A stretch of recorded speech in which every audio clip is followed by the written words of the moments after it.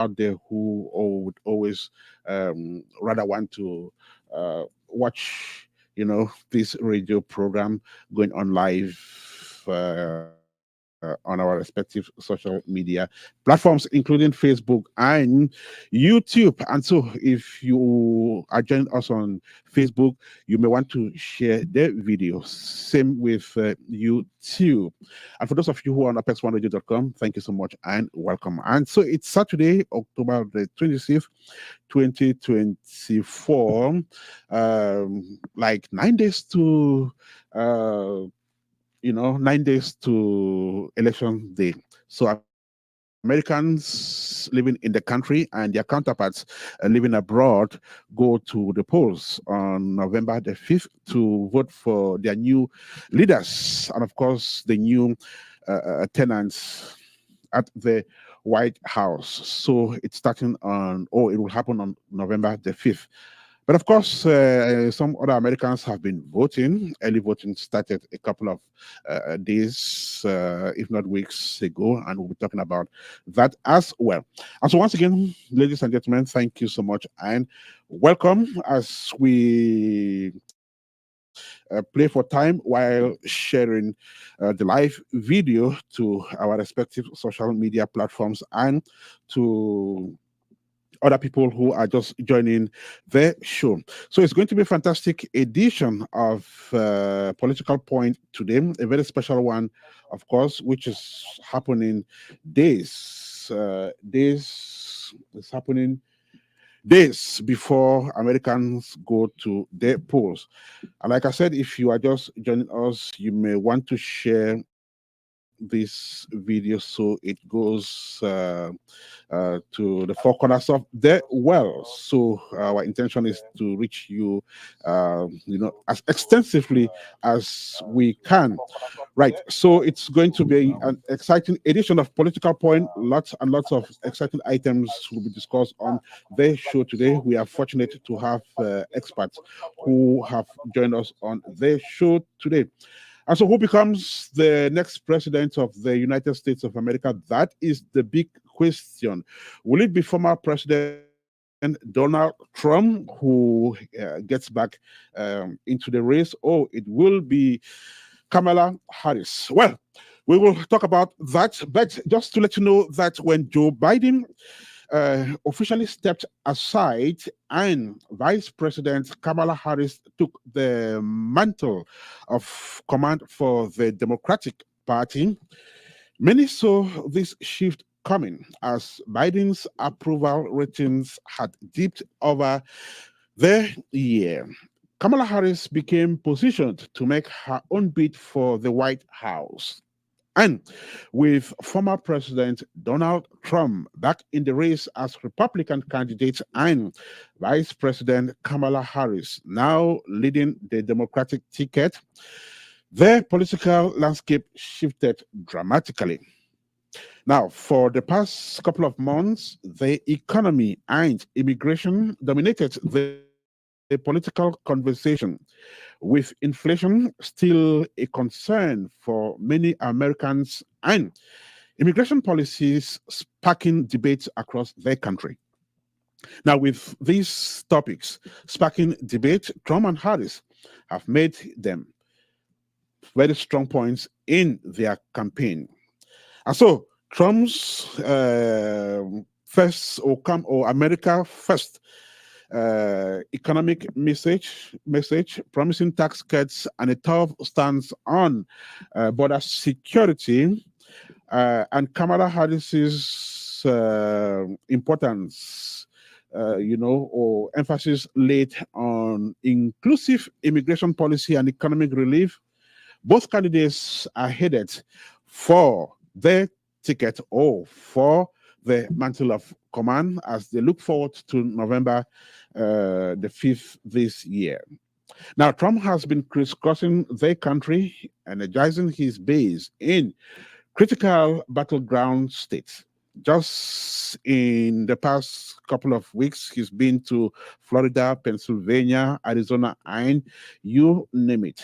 Some of the states that are likely to play a pivotal role in deciding the outcome of the elections.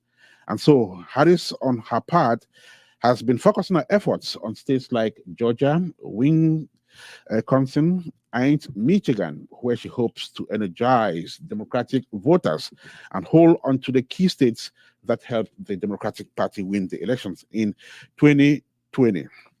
Now, both candidates have been making the rounds in the media as well.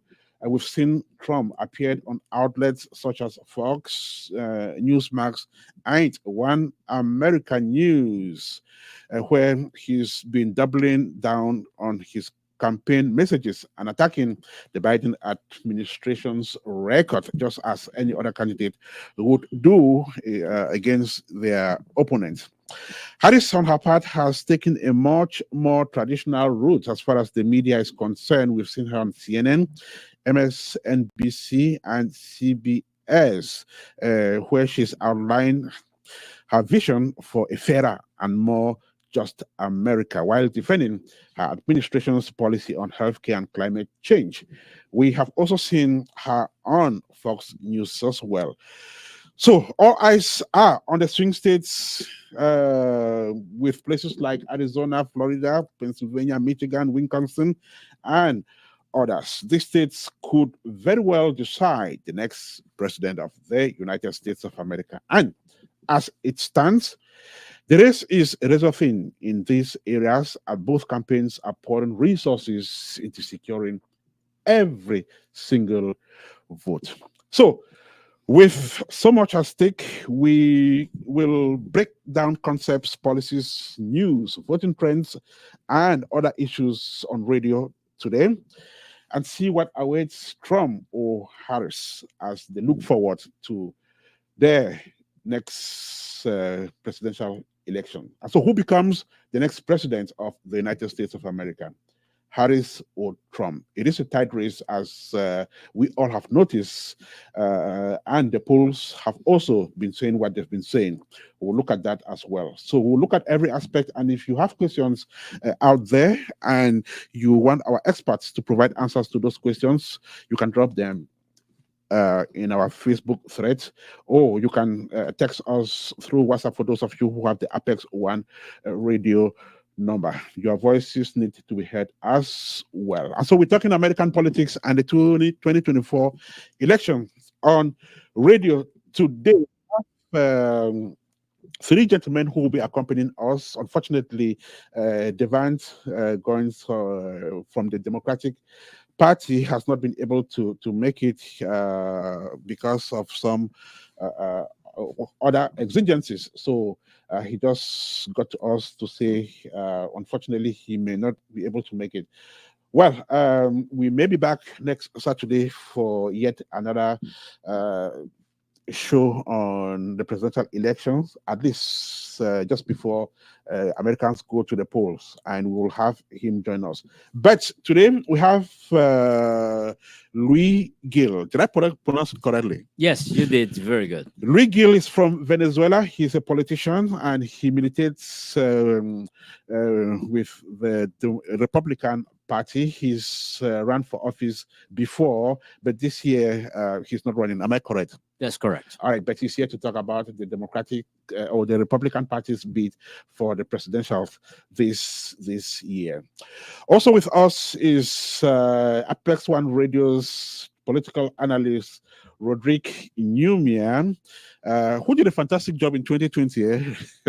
Rodrigue did a fantastic job with analyzing the presidential election in 2020.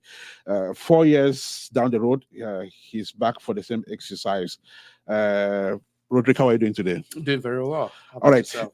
You said some things in 2020, and after the elections, things happened. So, for the past 4 years, first question, how has the political climate been? Could you just assess how the political climate has been as far as, power or the presidency is concerned? Well, the one thing that I've been keeping an eye on is just the general political discourse, the hope or the wish or the people were hoping that after 2020, maybe Trump will go away and then the language will become significantly different, respectful, non-incendiary, but that has instead grown worse. Like the political discourse, the debate is having more of a negative tone. Okay. Yeah, so that's something I've been looking at. It was expecting to be better post Trump, but Trump didn't go away, so it's right around the corner. So the tone has stayed the same or even worse. Ernest. Wow, that's interesting. Well, will be talking about that. But let me welcome our next guest, who will be live from California. Hopefully, his audio will come across this time. Bernard Ngalim is a legal and policy analyst. He joins us from California. Bernard, can you hear us this time?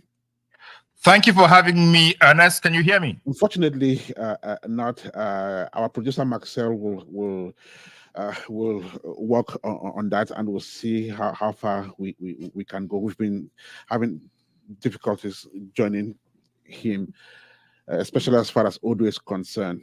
Well, we'll come back to that. Once again, thank you so much, Louis, and welcome to the show. Oh, you're very welcome. Thank you for inviting me. Okay. Before we started the show off mic and behind the scenes, you were telling us that you hail from Venezuela originally, correct? Yeah, correct. Okay. Do Venezuelans back home follow American politics and are keen on knowing what is happening in America as people from other parts of the world do? Yeah, absolutely correctly. We are hoping in that with the Trump, if this victorious this time, he can really help this situation politically in Venezuela. Obviously, if you're aware, we have a they call him the self-president, but we got a dictator who's named Maduro that took over Chavez, and those are very two things that have created a massive migration from Venezuela to the rest of the world. Just to give you a little bit of the stats, is that right now we're 35,000 strong in Ohio, when 20 years ago we were only 100. In Florida, we're almost 1 million. And throughout, just counting the United States and in Europe and Spain is massive. We're talking almost 3 millions in Europe. And those are the things that created that climate that perhaps we're hoping that Trump would change that. Okay. And give us a little bit of hope, the freedom, not only to, that we have freedom in the United States, but it's becoming a little bit of dim as time goes by, because of the fact that we think as Republicans that the go ahead. Beautiful. So in as much as I want us to go chronologically, but you just mentioned something which I'll just go ahead and ask a question, then we'll come back. Now, you hail from Venezuela. Yes. And in the past couple of weeks, we've been observing Trump in his campaign, talking about Venezuela and how Venezuelans are streaming into the United States of America, which to him, he doesn't seem to be so happy with that. We'll talk about his immigration policy right ahead. But if I want to put my place in the shoes of an ordinary observer that would want to ask a question, but this is a Venezuelan who is in support of Trump, whereas Trump doesn't want Venezuelans in the United States of America. So how do you reconcile that? Well, I can give you specifically one of the Trump. If you go way back in his first term, he was a very positive in favor of Venezuelans. Okay. Unfortunately, this migration is taking place where we know that Maduro has emptied the jails and have sent people to the United States to commit crimes. So Venezuela has come into a negative light in the eyes of the Americans. One is, there was a lady, a student in Georgia that was killed by Venezuelans. And we have a young lady was raped in Atlanta.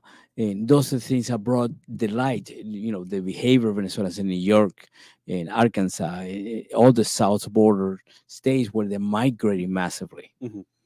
Okay, Nyumia, back to you. So first things first, how is the campaign going? Who is doing what? Who is going to where? And just 9 days to election day. What is the speed? you can see now the candidates are both crisscrossing this 7 important crucial battleground states.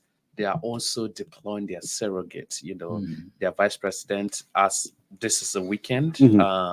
They tend to think that people are going to be more attuned with what is going on because this last week is critical. There are a lot of people that know that there's an election. They don't pay attention to the everyday talk about it because sometimes it becomes monotonous or it becomes divisive.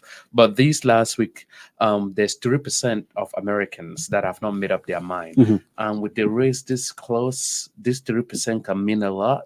So both campaigns have decided to be repetitive, in this crucial swing states to see who can change their mind last minute and who they can vote for. Now, the Republicans primarily have Donald Trump and his vice presidential pick nominee, DaVante, doing their primary work with some brilliant minds in the background. But the Democrats have the luxury of having star power endorse them. You've seen Kamala Harris had an event this week in Atlanta where you had a lot of celebrities that showed up for her, including the former president. And just yesterday, she was in Houston, where you would think that Texas is a solid red state. Why is she there? But it was to prove a political point, women's right. Texas has been, they have a very strict abortion law. So she had to highlight that. And everybody, it's a foregone conclusion. Kamala Harris is going to win the popular vote, which doesn't matter. That can be another topic of debate for the next so many years. Right. But we're going to go back to these 7 swing states that matter. What is she doing? How is she doing it? Which, starting another very popular politician or wife of a politician, Michelle Obama, will be stomping in Michigan this weekend. For her. Yeah. Okay. 2020, 2016, 2024. Nyumia, I wanted to make a short comparison. This is the third time Trump is in a campaign. How would you compare these 3 different campaigns? 2016, 2020, 2024. It's like a zigzag. Okay. One thing is for sure, the standard is quite different right now. Kamala Harris is not just a woman, she's a woman of color, whatever you want to target as. So she's having those 2 extra, I don't want to call them stereotype, but hurdles to go over, explain herself and explain again. 2016, one thing is for sure this time around, Democrats are not taking anything for granted. Okay. You might remember back in 2016, they thought they had Michigan and they had Wisconsin in their bag. This time around, from the first day she became the nominee or the presumptive nominee, she's always sold herself like the underdog. So they've never at one point said, we're doing better than the other campaign. They're constantly selling themselves like we are the underdog, and they're learning from the mistakes that they did in 2016. Don't assume anything, talk to everybody and talk to them respectfully, and then get them out to vote, because the polling can be deceiving sometimes. There is legitimately somebody in this country that'll be like, well, yes, I want to vote for Trump, for instance, but Trump is doing well in the polls, so I must well just stay home because I don't need to. He's going to win anyway. That can be a source of complacency. So the conversation now is, yes, you support my campaign, please get out and vote for what you support for. Don't relax and say, well, it's going to go this direction anyways, because it's twofold. There are folks that would just assume that, well, Trump is going to win. So in as much as I want Kamala to win, Trump is going to win anyways. That can be an assumption. And then it hurts Kamala more. But there are people that will be like, well, Kamala is going to win anyway, so I don't need to show up to vote, So the campaign is, don't assume that, get out and vote. Your vote matter, which individually, I think the country has come a long way from its inception to where we are right now. This is a luxury. Like Luis was saying, that in Venezuela it's a dictatorship. Some people don't have the luxury of voting. That's right. And let the process be transparent. So just the act of going to exercise and people that don't like either candidates, they still go. Like you see Mike Pence is not going to vote for Donald Trump. But guess what? He's going to show up at the poll, write in a name, because that's his civic duty to That's vote. right. Even if he's not going That's to so vote for one beautiful. person or the other. That's so beautiful. Let me ask another question before I go to Luis. But one would have thought that this is a midterm election because somebody has finished their first 4 years, and in the past it would traditionally be 8 years. Like they will always get re-elected, except for 2020 when Trump got booted out after his first four years, and so it becomes even more complicated because we are, like you said, some people are seeing Trump coming back. So are we heading towards a scenario where this time around those 8 years will no longer be guaranteed? It can become a new trend because let's assume that Kamala Harris wins the presidency and she performs very poorly. She automatically becomes a one-term president. Okay. And then so it's up for grab again. Of course, she will run. But is that depending on her performance? Running as an incumbent is very complex. Yeah. Because you have a lot of baggage with you, the good, the bad, and the ugly. Yeah. So how do you sell the good, and how do you mitigate the damage about the bad things that might have happened during your 4 years in office? And that is why I think the Trump or the Republicans are so successful, or at least they are tying up with the Democrat this time around, because they have successfully treated Kamala Harris as an incumbent president. If you listen to them, you have to be very careful. They go the Harris-Biden administration. That's right. But you have to be, that's not correct. Yeah. That's how Biden-Harris. it's Biden-Harris administration. But because they want to drew in the fact, they want to treat Kamala Harris as an incumbent, so they call it the Harris-Biden administration. And I find it very interesting. I think it's politically smart. I think, Okay, let me come back to Luis. If I may make a remember this. Go ahead, yeah. Kamala did not go through the process of the primary. Okay. She didn't do that. She came and got adopted, if you can say politically, to run. Which wasn't her fault, though. But the fact of the matter, it was not elected by the Democrats. Okay. She was elected by Mr. Biden. And the fact of the matter, she did not go through the process. Something that Democrats did not see that very nice. So was that illegal? Was it? No, it was nothing illegal. It defies the democratic cry that democracy, legitimacy. What about the context? Because it came at the point where everyone was on Biden's throat, asking him to step down. That's right. And again, look at the time. We're already getting close towards. Absolutely, but Democrats knew that if they went and started an infighting in the nomination process, it will give more meat to the Republican. Well, and you have to say that it was by design. We don't know that for sure, but the fact of the matter that Biden wanted to stay, he did not give Kamala the opportunity for the Democrats to elect her in the primary. Okay. Yeah. And there's a question I actually would have loved the representative of the Democratic Party to answer, but since you are a political analyst, I can go ahead and ask that question to you before I get to you. No problem. Right. No. So in 2020, Biden was 78.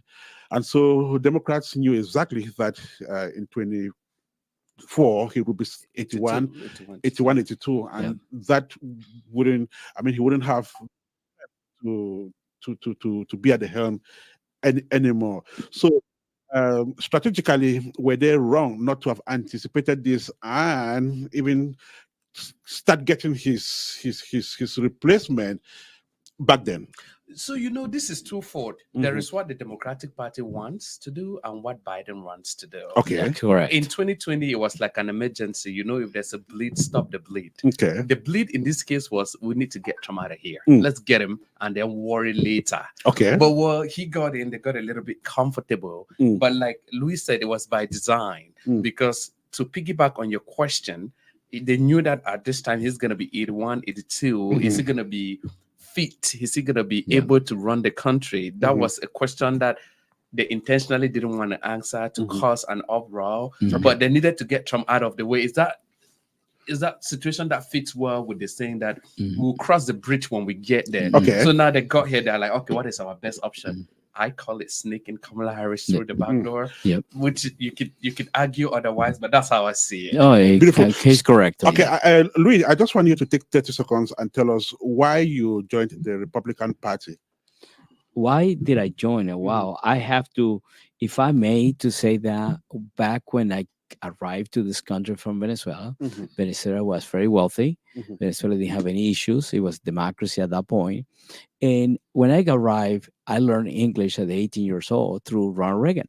So because I was like political motivated in a way to learn the history of this country and how better way to listen to the politicians.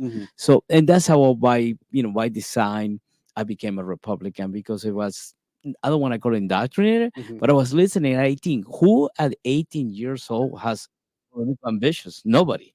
So, but he was there, he was on TV, he was there, and I learned his his good things. I mean, imagine this wrong guy that took the wall down in Russia and Germany. You know what I mean? So those are the stuff that was interesting, political. Next question, and I want you to be very brief.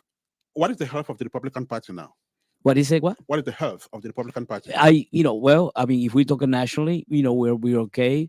In the county, it's a very, very difficult because 70% of population in Franklin County is Democrat. So we have this issue with with the mayor, congressmen, and all this stuff. But the stuff that matter is that we are alive. We're coming. Little stats have been at the early voting center for the last 3 weeks, and you can see the changes back in 2016. Maybe 1,200 people showing up to early voting. Right now we're 5,000 strong. What does that mean? We're still fighting. We still have a little bit of preoccupations in the county, but it reflects what's going to happen the rest. Look at Michigan. Before Trump, you had the Republican Party big wigs, right? You know them. The Ted Cruz's, Christie, Chris Christie, Marco Rubio, right? So Trump comes in and virtually overshadows everybody, beats everybody in every primary. Then comes in with a group of people who think than the Democratic Party. And observers are saying that they are seeing the Democratic Party, I don't want to use disappearing because probably it will still stay around, but losing a lot of strength in the future. Correctly. Whether Trump wins these elections or not. If he wins, all right, MAGA is stronger. If he loses, he may finally detach himself from the Democratic Party and take along all the Republican Party addicts, Trump addicts, along with him. And that will cause the Republican Party a whole lot as well. That's right. So is it true that we are seeing people in the Republican Party who are just hanging on to Trump because, well, they don't have a choice, but backstage, they really don't like him? That's why I asked, how is the party doing? Is the party in good health? Well, internally, we have to, obviously advocate for a Republican candidate. But if I take you back a little bit before that, before Trump entered the political arena, he was a Democrat. He was with Hillary. He was with all those friends and stuff like that. But he decided that that's not the way that the country. He had no ambitions prior to that. He wanted it, but he thought that the country needed somebody like him. And he decided to come into the arena. He did really well. Pointed out the issues, the problems. Now we go into a problem with almost 4 years of Biden. What do we have in the world other than horrible immigration status here in the United States? But we got a war. Let's take you back. We had an election in Venezuela almost 2 months ago. They decided they're not going to give power.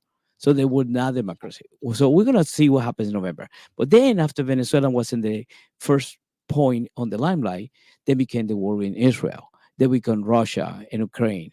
All the stuff Venezuela took a backseat. Imagine that we're the back on the back of the United States, very close. But the fact that Israel, that is understandable. But what we're saying is that we are seeing more of the Trump brand than the Republican Party brand. Like if you get a young man from the street and you put Trump and the Republican Party side by side, they know Trump, but they don't know the Republican Party.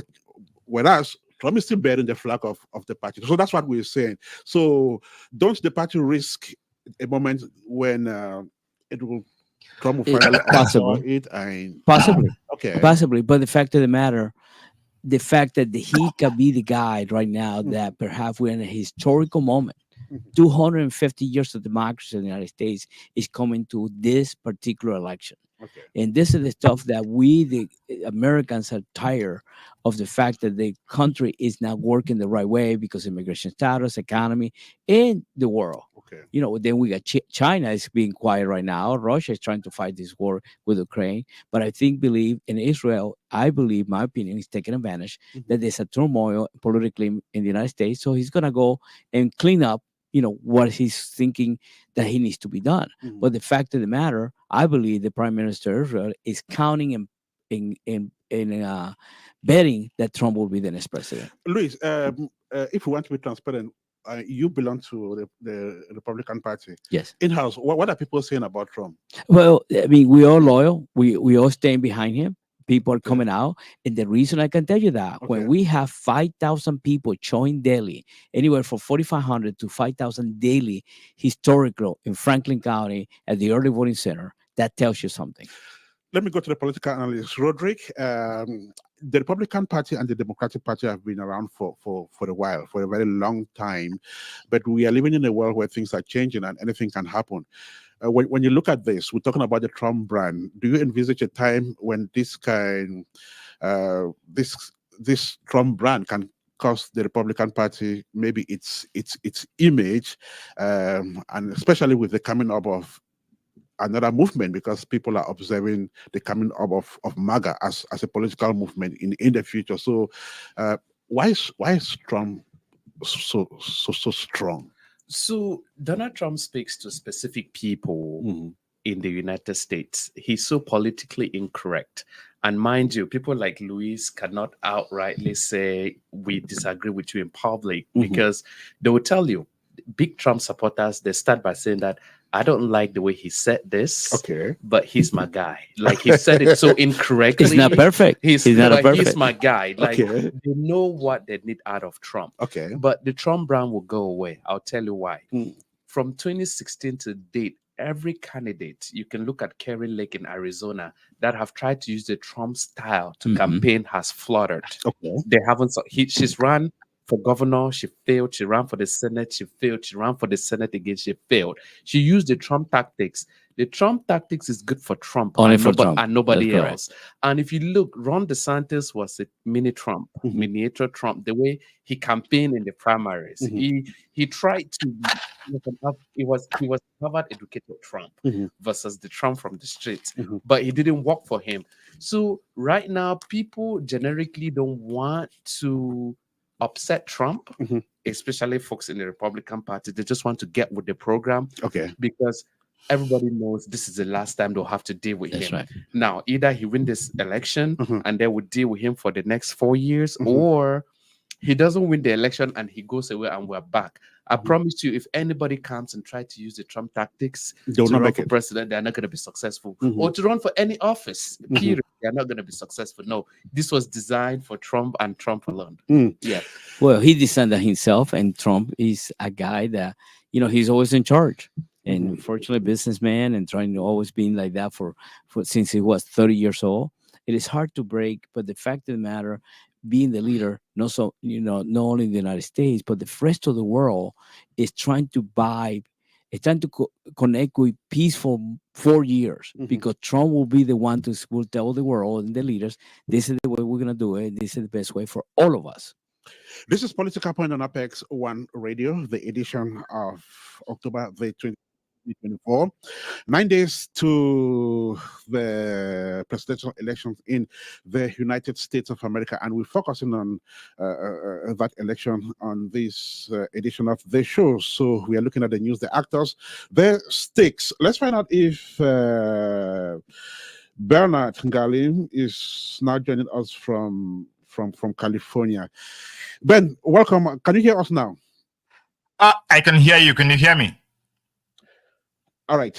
We still cannot hear him. I really do not know what the problem is. Well, Marcel will still try to sort that out. All right.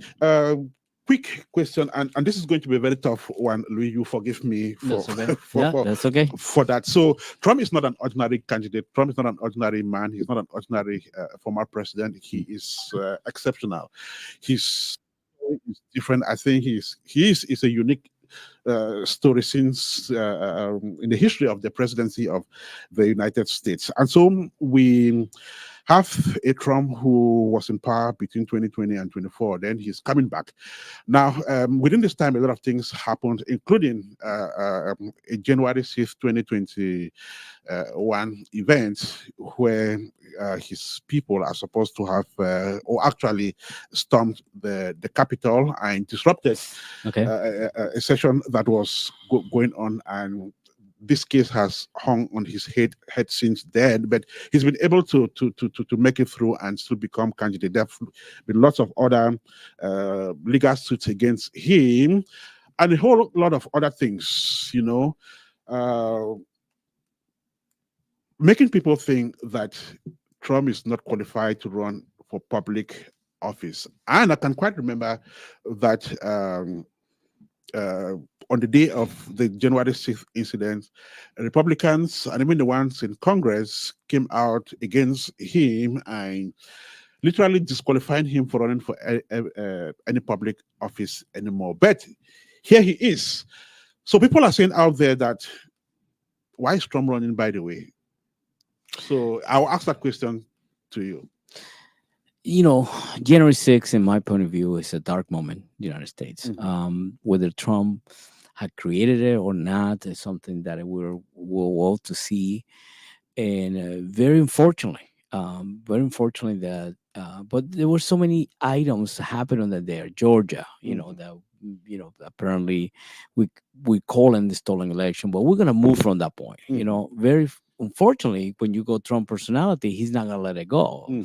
Trump doesn't appear to be a loser. He doesn't appear to be a person that is gonna lay down. Unfortunately, his temperament can't do this. But the fact of the matter is, if historically, I think we live in a moment that Trump is necessary for the country. Where he's moment. I mean, things the country is completely polarized. You know, Democrats, Republicans. Is it something that he did wrong? I'm gonna leave that to people to decide, because it's a very tough. It's a tough moment, dark moment in the United States. Having the vice president that you mentioned, and that, you know, turning his back on him and say he's Democrat. Well, you know, Trump is not a perfect guy, but it's the guy of the moment. I believe, but what I seen and what I read and what I think is the fact that he's the guy for the moment, not only for the United States but the rest of the world. We find there will be, and we can come back after, you know, he wins election, and the way he's gonna do things, not only in the United States but also on the world. And the world is looking for peace. Okay, perfect. Let me turn to the political analyst, Rodrigue. So on the night of January 6, 2021, if you ask anyone else except diehard Trump supporters, they would have said, "Okay, it's done for Trump. He just cannot run for office after this incident." And so much water ran under the bridge. Here we are in 2024. He's running. We've seen the legal suit and all sorts of you know, things against Trump, yet he is running. So the ordinary man out there really doesn't seem to understand, right? They're asking a lot of questions. So as a political analyst and someone who's been following this, what has really happened and what has transpired, right, to make Trump qualified to still run? You know, Trump is a very good salesman. Okay, let me tell you how he sells this. Oh, I had 34 felony count. Remember, I told you the system was rigged. They're using it against me. It's the thing I told you. And that's the language that the ordinary guy understands. That I am fighting for you. Remember, I told you that this system, there's a swarm here that we need to drain out. Yes, this is proof that they're using it against me. So that creates an immediate room for people to forgive him and continue to support him. But that's about the people. What about the legal system? Because the people can forgive him, right? That's political talk and so on, but these are lawsuits, and this is the law we're talking about as well. Right. Good. So he has started by sowing doubt in the justice system by saying Okay. that it's rigged. It's all liberals that are. For instance, there was no way, legitimately so. You can say the jury system is what we use in the United States. Mhm. There was no way his peers in New York, Mhm. in the Bronx, were gonna not convict him. Mhm. Remember, the state of New York is Mhm. very liberal. Okay. So he argues that, first of all, they had a court, the prosecutor was so liberal Mhm. because when Trump was president in 2016, most of the attorney general, the U.S.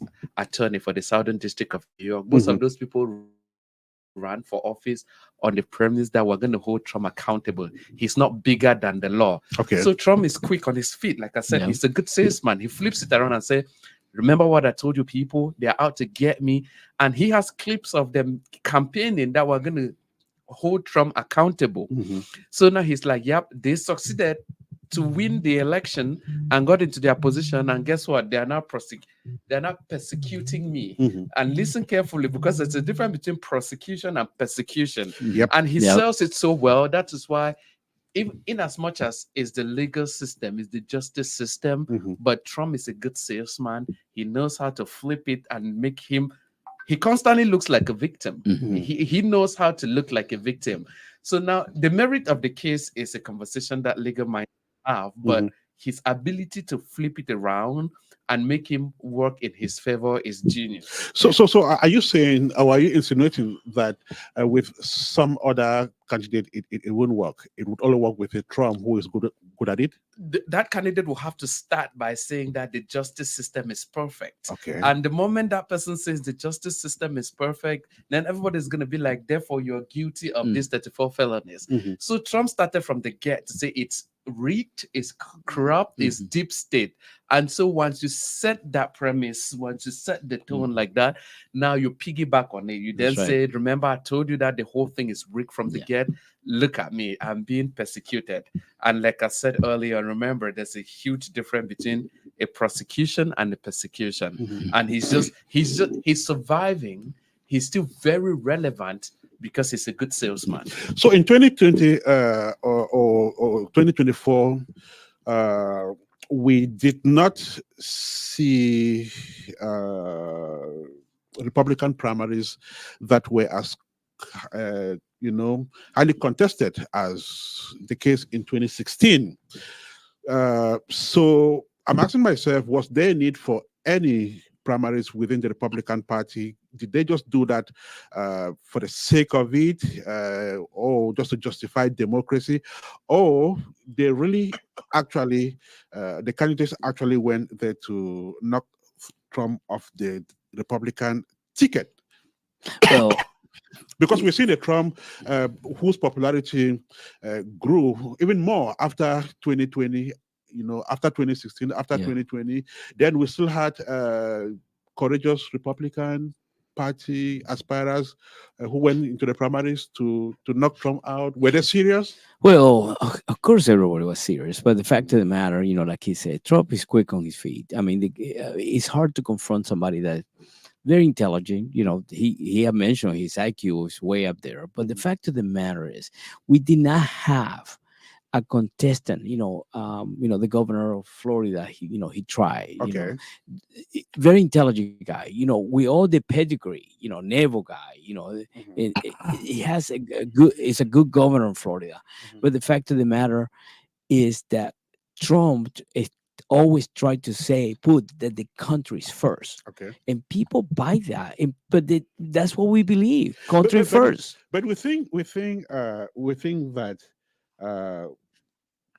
some other candidate from the Republican Party would even say that, especially after learning how this worked for Trump in 2020. So my question is, does the Republican Party think that with another candidate, the party would have performed better, or Better? it only had to be Trump? No, they had to be Trump, and that's Okay. where we start behind. We gotta create unity, because that's the only way it's gonna work. Well, not to interrupt No, you, it's but okay. that does go back to add to the point that, remember, Ron DeSantis was viewed as the favorite. That's The right. moment Joe Biden got into the White House, Yeah, Ron that's DeSantis right. looks like the next nice thing Yeah. that will get Biden out of the office. And what did he do? He started behaving, talking, acting like Donald Trump. Mhm. That brand is only good for Trump. Okay. But remember, people that are moderate, that they're not too much to the right, Yeah. had hope for a change in the Republican Party. I'll tell you why. After Nikki Haley dropped out of the election, Yeah. in different primaries in different states, you had up to 20,000 people voting for her, That's in correct. as much as he had Yeah. dropped out. So that kind of tells you that they really would have wished for a change, but they got Trump, so they had to get behind the candidate, align behind the candidate. There's so many ingredients that can tell you that Trump is the guy for the moment. Yeah. We got a lot of immigration. I mean, you see historical things. One of the things that the Trump always say, the wall is needed. Well, Okay. he's been proving that that's needed. Beautiful. We will talk a little bit about Kamala Harris's candidacy. Then we'll start talking about their policies. So, Rodrigue, we see an aspiring vice president for the Democratic Party, whom some observers have described as a firebrand politician because he's quite eloquent and knows how to talk, right? So I just want to throw this to you. Some observers think that the Democratic Party would have thought about this, going back to the question I asked you before, and get guys like Tim Walz to lead this process. And like you said, Harris has some natural disadvantages, which Tim Walz definitely doesn't. So what about him taking the lead and Harris maintaining a VP spot? If I may, remember, Kamala didn't come to the right process. Okay. She did not was in the primary. I just want to put that in there. Okay, so we're just trying to play over these things and see, because that's what some observers are thinking. So Kamala Harris had to go for a vice presidential that looks like Middle America. That Okay. looks like, remember, the assumption America is inherently biased. Okay. So was it the inclusion thing? You have to a middle-aged white guy. It's who, if statistically, if you look at all the 46 presidents of the United States, you look at it, you realize that everybody won the election with the older white guy, middle-aged white guy. So that is the norm. So to kind of neutralize the idea that Kamala Harris was far to the left, a liberal out of San Francisco, she had to choose a nominee that it looks like represents Middle America, middle-aged white guy, high school principal, has lived a normal life, is not a millionaire, does the regular thing that everyday American does, high school coach, those qualities. Of course, it comes with. And don't forget that he was in overseas, and he wasn't overseas. Remember that? Well, he came in the debate and acknowledged that, put it nicely, that sometimes he's a knucklehead saying things that really, which was a very nice way to kind of like address all the inconsistencies, is what he said. All right, gentlemen, I think let's try Bernard to see if he's joining us. Bernard, can you hear us now? Yes, I can hear you. Can you hear me? Yes, we can hear you now 5 on 5. Thank God. Oh, fantastic. You're welcome to the program, Bernard. How are you today? Thank you so much for having me. And I've been enjoying the conversations from this side. Unfortunately, you couldn't hear me. But I'm happy to be in now. Fortunately, you've joined us now. Right. So how is California this Saturday afternoon? Well, we are doing good. It's bright. It's sunny outside. And the hope is the sunny day is going to bring some happiness, some brightness in people's minds, especially as we are all discussing the elections and looking at what is going to happen in the United States over the next 10 days as people are going to the polls already. And who is going to carry the day? Of course, California, Oregon, Washington State are, of course, blue states. And there is no question about that. Though Trump has been having some inroads in these states, and his followers in these 3 blue states are actually picking some steam in local elections.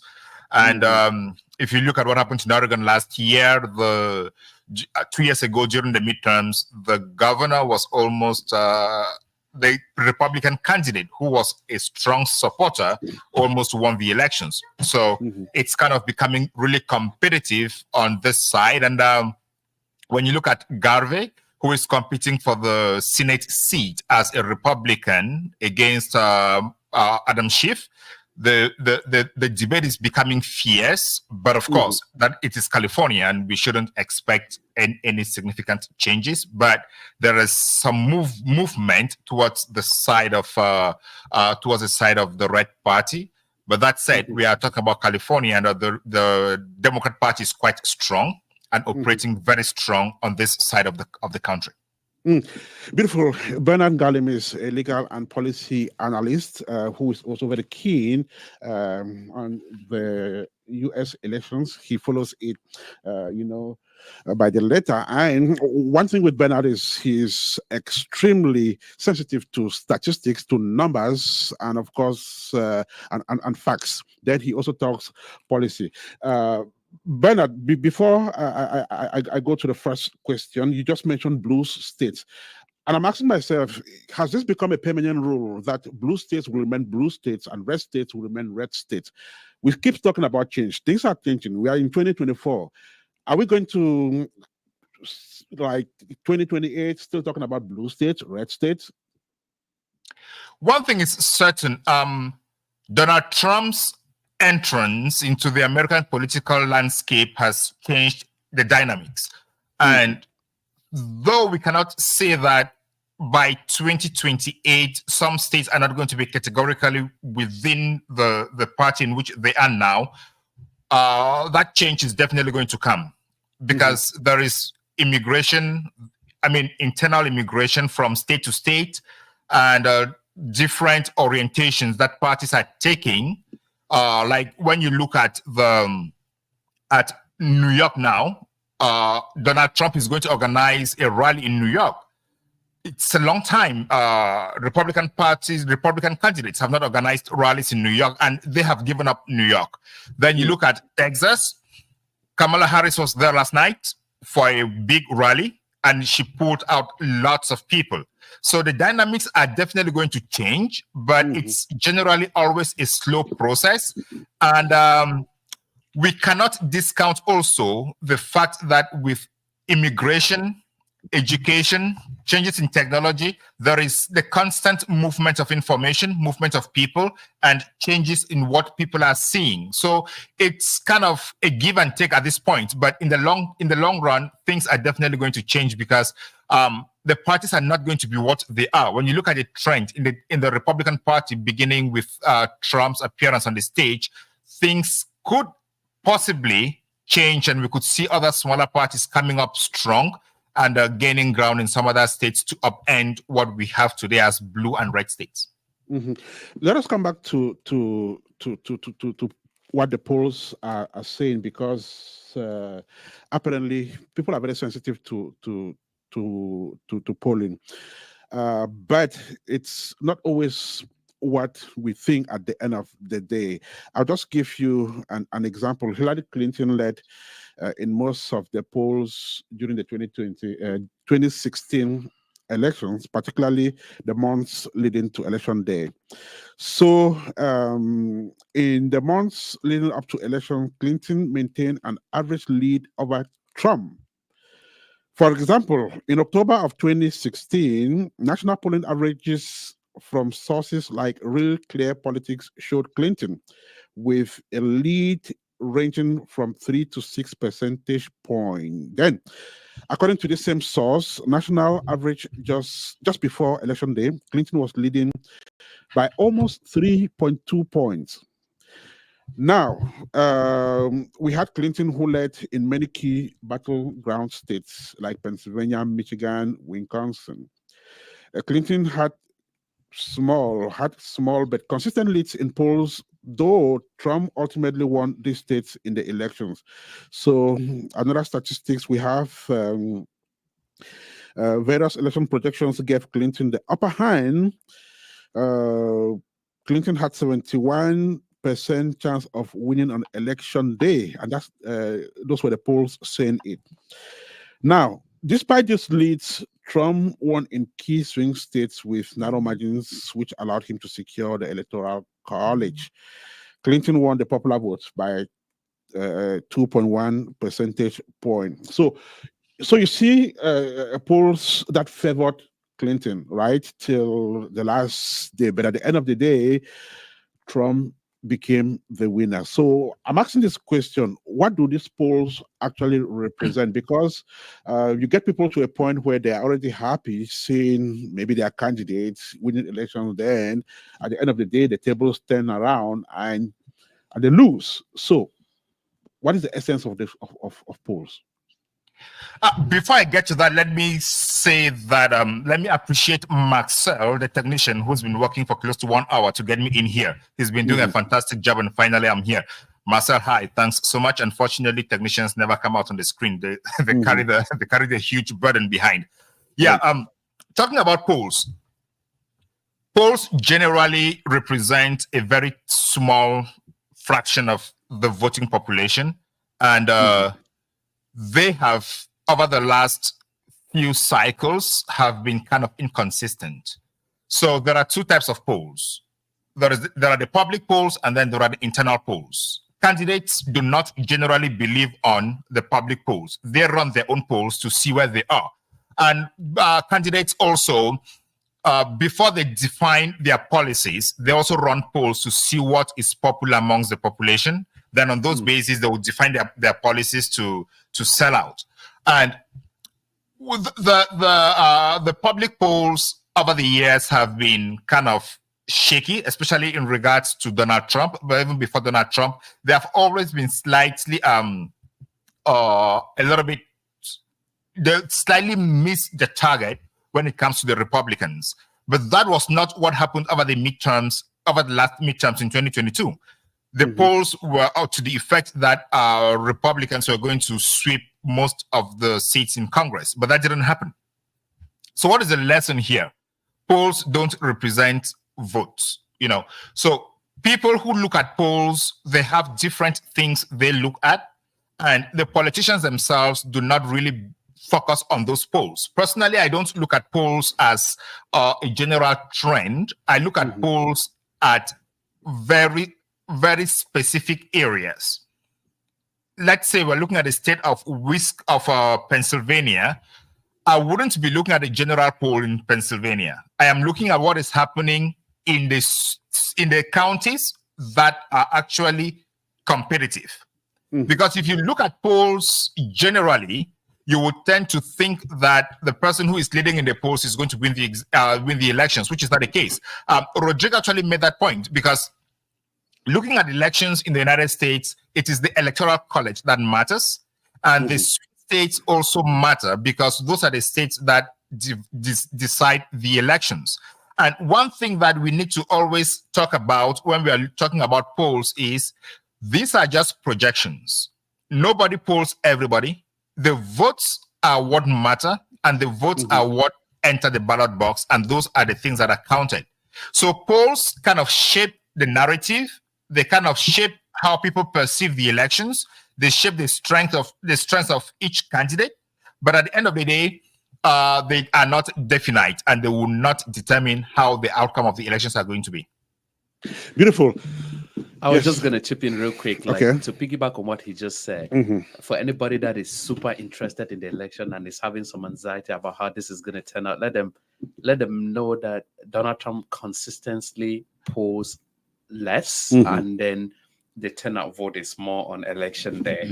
So I Democrats should not feel comfortable with every poll where Kamala Harris is leading by a percentage point or less than a percentage point. You can guarantee that Donald Trump is going to win in that very poll. If I may, on that, just to begin locally, when you have somebody like Colin Marshall in Channel 4 calling, just for example, for Bernie Moreno 1 point up out of the blue, I believe that they're calling the troops. They're coming to say, listen, in that way we go with Donald Trump. They're coming to say, listen, Donald Trump could be the next president. You got to go. Remember, there's a percentage that people do not show up to vote. A high percentage. And we're talking Franklin County, talking Ohio. This is why it's so crucial what Trump is doing As a matter of fact, that he go to Pennsylvania 3 times. Why is that? Because it's a critical state. Michigan is on the call. He might go Republican for the first time in a long time. But those are the stuff that perhaps they have nothing to do with the poll, but what really is happening. Beautiful. Okay, so the reason we're talking about polls is because I do think, and like everyone says, everything in politics has a meaning. Everything counts in politics. It has a message. I was just thinking that some people could look at the figures and either get discouraged or more encouraged to work harder. Well, we'll come back to that, but I guess we will delve into how the candidates are doing, what policies they are bringing on the table, and see how we go from there. But if you're just joining us, this is Apex One Radio. It's 17 minutes to 2 here in the studio. It's 10:44 in California, from where our legal and policy analysis speaking. In the studio, we have Rodrigue, Nyumia, and Louis Gill. Rodrigue is a journalist and political analyst, and Gill is a politician representing the Republican Party. Right, so let's look at policy, what the candidates are putting on the table. But I would like us to narrow it down today to maybe two. If we have time, we can talk more, beginning with the most critical one, which is immigration. So in 2020, was it 2020 or 2016, Donald Trump was very particular about immigration and even promised to build a wall that would block some immigrants from coming into the United States. Let me ask the basic question. Why immigration? What is so urgent about immigration? Well, I believe immigration is changing the landscape. I can only tell you in the Hispanic community, it's very large. I mentioned before when I came here over 30 years ago, there were 50 Venezuelans the whole day. Now we're a strong 35,000. Now, not only that overshadowed by what's happening in Springfield, with the Haitian community, 20,000 people came over almost overnight. And the population that Springfield is only 45,000. So they basically almost double the population in Springfield with the whole infrastructure.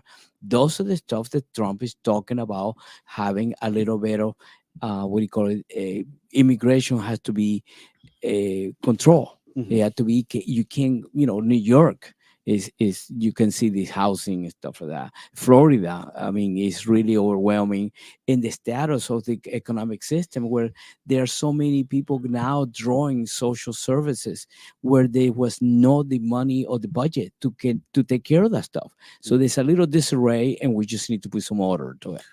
Nyumia, population experts think that population in terms of numbers is power. So yet we see a country that is big enough to accommodate more millions of people, yet that is a problem. Yeah, because to add on to what Louis just said, America is a country of immigrants. Okay. And there's structures in place. There's a process in place. Okay. Americans want people to come to America. The point is, how are they coming? Okay. And are they coming legally? Do we have the infrastructure to welcome these people? Because if you step back and look at it, Democrats are like everybody in, regardless of what the situation. And Republicans want people in, but they want people in a very orderly manner, in a systematic way, such that the infrastructures in place will be able to accommodate them. But now here's the political side of it. The idea, which is what fascinates me, because I've seen Elon Musk tweeting about this the other day, that Democrats want everybody in to dilute the votes. Okay. I wish somebody would tell him that immigrants are inherently conservative. Now, if you do a polling of immigrants and you take the tag away of Republican or Democrat and you discuss the issues with them, you realize that they lean conservative than Democrats. Okay. But the point is, when you talk, do you support the Republican Party or the Democratic Party? They'll be like, of course, I support the Democratic Party, partly because they let me get here. But when these people circle around and they settle in the United States, they tend to lean Republican. So the idea that all immigrants will vote Democrat is a farce, is incorrect. It is not going to work. That's not how it works. Now, Bernard, can you hear me? 5 and 5. Okay, good. So let us talk immigration, which is one of the top-notch topics in the 2024 presidential election campaign in the United States. So you would agree with me that Democrats would not openly say that they support illegal immigration. Republicans say yes, there should be immigration, but it should be done legally. So at the end of the day, they seem to be speaking the same language. Well, but someone also says that Democrats want the door open so everyone can come in, and so everyone is saying their own thing. So at the end of the day, who is saying what, and how would you assess how both sides are putting forth the argument? One thing is the words fly and actions actually matter. If immigration is a top question today in these elections, it's because of the number of illegal immigrants that have come in through the southern border, which I don't want to call illegal immigrants. I want to say those who come in through the southern border without following the due process of immigration. That's illegal. you cannot be nice. It's illegal. If you come in without going through the process, you came in illegally. Yeah, we can put a different color, but it's black or white. All right, yeah, that is it. Because when I studied immigration law, one of the first things that my professor of immigration law said in class was, I am going to play this video so that you watch it and then you wouldn't think that this is an anti-Trump class.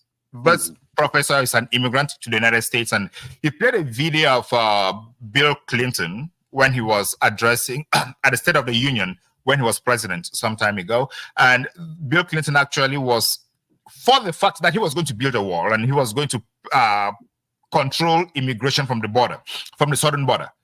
Then when you look at Hillary Clinton around the 2008, she was also concerned about the illegal flow of immigrants from the southern border. Biden the same thing, Obama the same thing. And now the narrative has changed for reasons that would actually be, to me, that would actually be ascribed to the political language and the political terrain that's evolved.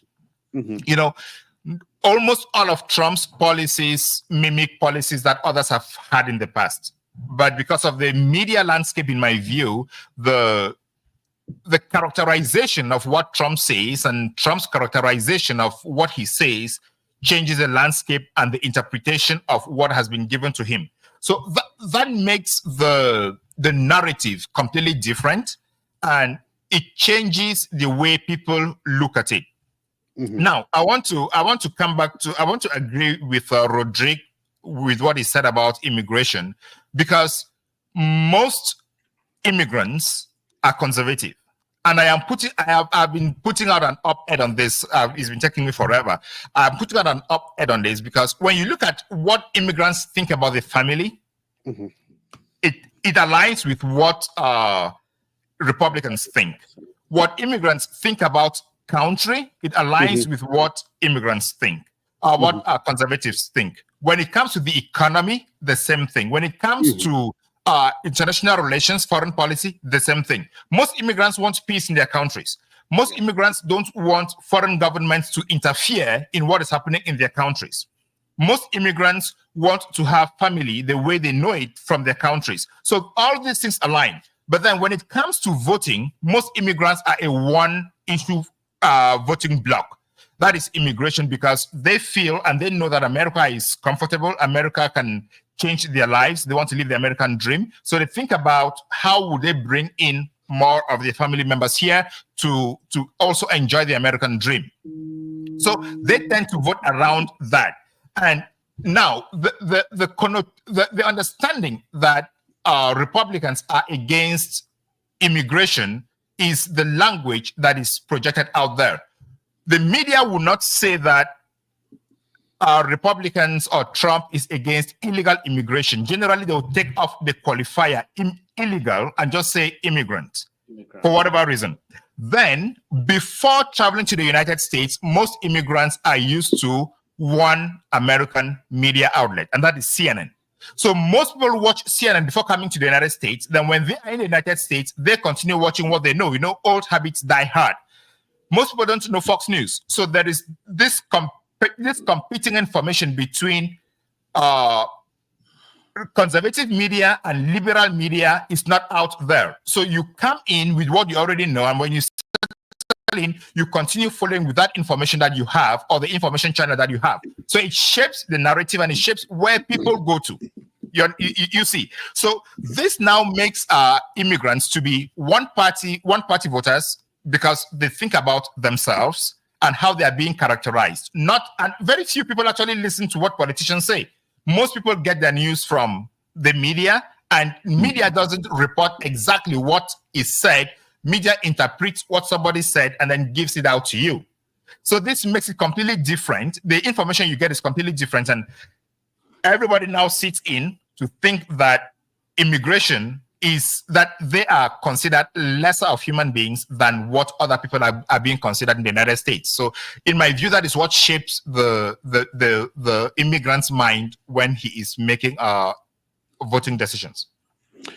Well, if I may add, Yes. also when the immigrants come in and then the influences on their kids, education, economy, those are the stuff that tend to do with whoever's actually the president. Inflation goes up, the economy gets better. And those are the stuff that most eager immigrants are worried about: education, economy, and the jobs. All right, this is Apex One Radio. We're live from the United States of America. We are talking politics and looking ahead of the November the 5th presidential election, which will, change the dynamics, if not maintain the status quo. Maintaining the status quo will probably mean that we will have Kamala Harris still win to stay at the White House. But then we are not yet there. So let's probably move to the next policy and talk about the economy. The economy has also been very topical in this election and this campaign, and it is coming on the heels or in the context of inflation. So to begin with, the Republicans say Biden is responsible for the inflation. Biden says no.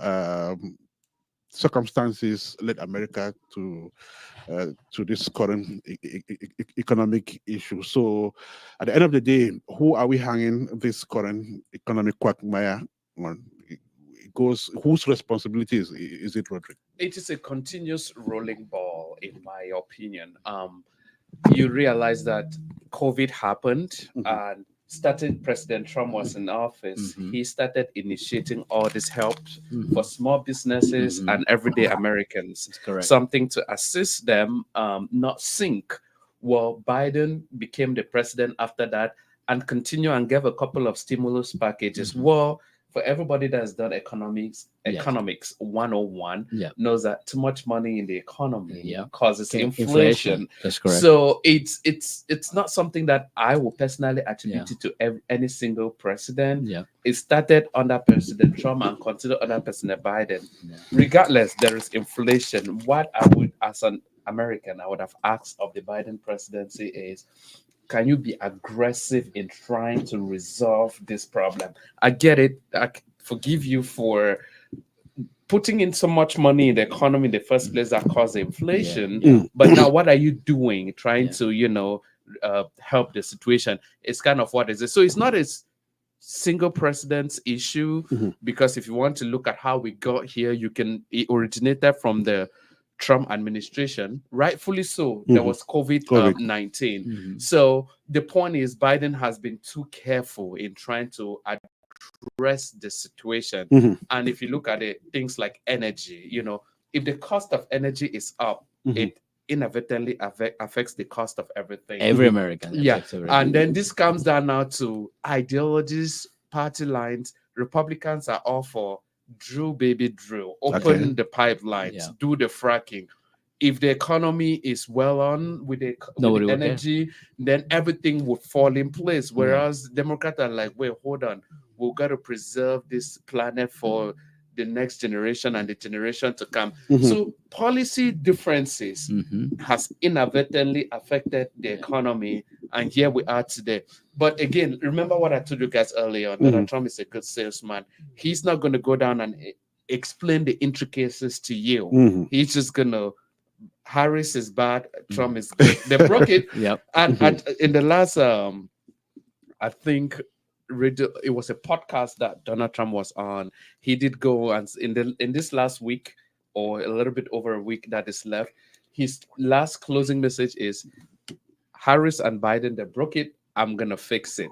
That kind of credit to him. Leave it to Trump to make this stuff. Good salesman. Yeah. Louis, let me come back to you. If Biden and his administration did not handle the inflation properly, do you think Trump would have done so if he won the 2020 election? Well, let's go back to 2016. The economy in 2016 for Trump was spectacular, especially when the gallon of gas was $1.90 or something like that. Unfortunately, COVID came in and it was a disaster. And I'm not blaming COVID, it's just a natural thing that happened. But it was COVID. Was China trying to control the economy in the United States? We don't know that, but we know that China wants to be one of the number ones in the world. But one of the things that stick to my mind in the economy is the wars, Ukraine and Russia. Recently, Biden gave $1 billion to the president of Ukraine to keep fighting this fight. And the fact of the matter, that we think that if Trump gets elected, that will end. And, Putin and Biden, there's no secret, they get along better than what Putin gets with Biden. And the fact of the matter, that will help the world economy. That is draining the world right now. I mean, having Europe there nearby, Putin in charge of the oil pipeline, those are the stuff that worry internationally. And I believe Trump will be the guy, he's a businessman, that will negotiate for the better of Europe. And that will help the United States indirectly. Go ahead. Thank you. Let me put that question to Ben differently. Rodrigue just mentioned how politics interferes into policy, and when it comes to economics, it should be different because I assume that every country has experts in economics who advise the country on its economy. So why would political interests come into things like the economy, which is of course a science, So this side wants to do it differently, yet it's the same thing. We're talking about the economy, and this is near science. It's not like something that they should use politics to meddle with. So how would you appreciate the fact that, or how would you, what appreciation would you have, the fact that Trump and his people want to do it their own way, the Democrats want to do it their own way, but they're dealing with the same economic issue? Yeah, Gil and Rodrigue have made very, very serious points out there. The first point is Trump is a very good salesman. And Donald Trump actually said people vote with their stomachs and not with their heads. So the experts speak expert language. And that expert language does not reflect when I go to the grocery store and what I used to buy for $1, I now buy it for $3 or $4. That doesn't translate into anything in expert language. So the consumer, the voter, knows that 3.5 years ago, 4 years ago, 5 years ago, he was better off. He would go into a store and buy a loaf of bread or a pack of bread for $1.97. But today it's about $7 or $3, $4. So he knows that, and that is what reflects in the voter's mind. And then Trump comes along and says, life is more expensive today because Kamala Harris and Biden did A, B, C, and D. He doesn't even mention that he's the first person who sent out stimulus checks. He doesn't mention that. He doesn't mention that the economy was closed under him. So the buyer, the voter, listens to the message as it is. And then I think the biggest mistake that the Biden administration made was disowning the inflation. and claiming that Bidenomics is working. Just by claiming that Bidenomics is working while the cost of living is increasing brought sowed doubts into people's minds. You should accept that, yes, it is not working at this moment, but we are fighting it hard. They even went as far as saying that there is no inflation. It is just transitory. You will not feel it. You will not feel it. So it makes the people question their ability to solve the problem and the dedication to solve the problem. And the people now know that Trump had a good economy and they did not suffer that much during Trump's regime. So they willingly, or not willingly, but they consciously or unconsciously know that Trump can actually solve the problem. And Trump is hitting hard on this. That's why when you look at the polls, though the polls don't really represent anything, but when you talk to people every day, the cost of living is the biggest problem. And then the wars, the amount of money that is spent on the war in Ukraine, for instance, that money doesn't go entirely to Ukraine. Some of it stays in the United States and comes back into the economy. So it drives the cost of living up. And the cost of oil, there could be as many exploitation licenses for oil and gas now, but in as much as the people know that there is a risk that due to the climate policies of Biden and Harris, it's possible that they would stop oil production.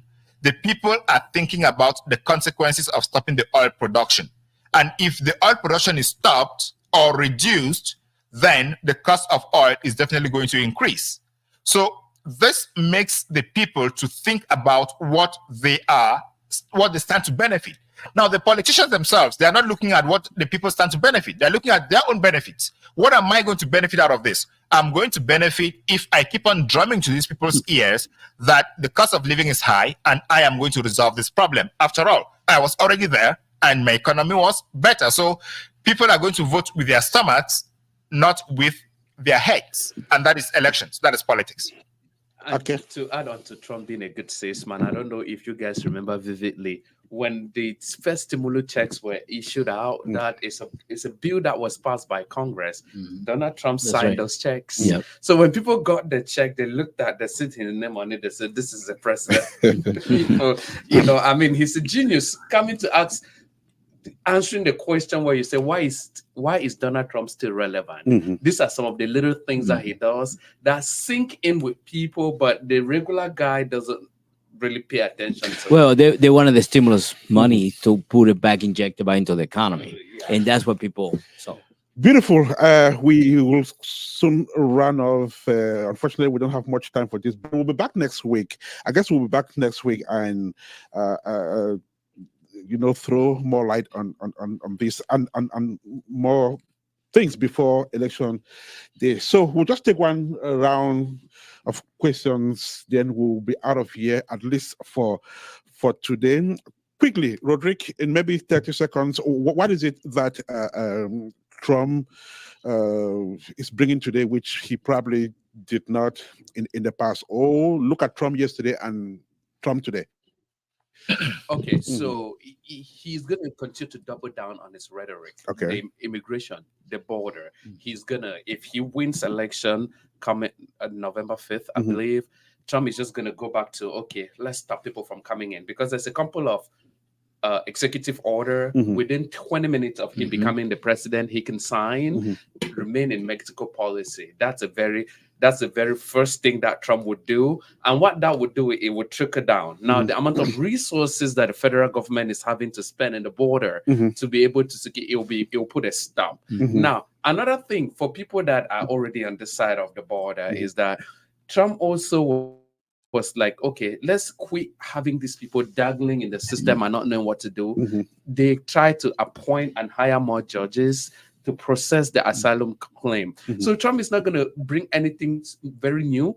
He's going to go back to reinforcing the things he's done. Like you look at Europe, for instance, everybody should pay their bill when it comes to NATO. He's going right back and said, America is not going to pay for your defense. Beautiful. Ben, are there people who are going to, are there voters who voted for the Democratic Party in 2020 who may not vote this time, perhaps because of policy? Otherwise, what is the role of policy in in campaign speeches. 30 seconds. I really think policy doesn't really trickle down to what people feel out there. People really vote in response to their immediate environment, and they're looking at especially the economy. Will I pay my bills? Will I send my kids to school? Can I buy a house? And these things are out of the people's reach now. And what people actually voted for in 2020 was voting against Trump, not necessarily for Biden. And at that time, the message was, we are sending Trump out to fix the country. And the people are asking themselves now, has the country been fixed? So everybody is having that question in his mind as they go to the polls. Thank you. Beautiful. Beautiful. I'll go from there. So we are sending Trump out to fix the country.